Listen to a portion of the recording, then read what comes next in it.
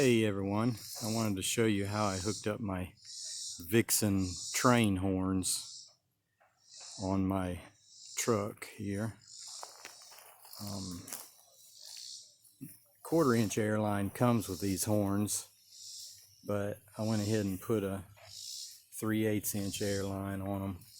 Get a little more air pressure there. Put a manual valve on there instead of the one that comes with them from the factory. Show you how I hooked them up here. I just tapped into the main air tank on the truck, put a little shut-off valve on there, ran 3/8 out, came up inside the truck,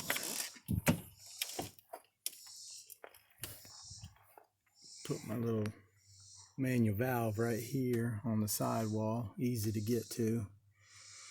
Ran my 3/8 inch line up to the valve and then back out of the valve to the air horns. But they turned out pretty good as far as sound. They're good loud horns.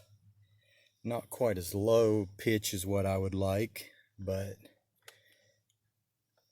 they turned out pretty good.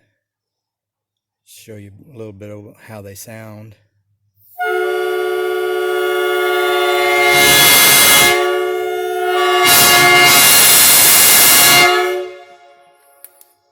That's pretty good for no bigger than the horns are.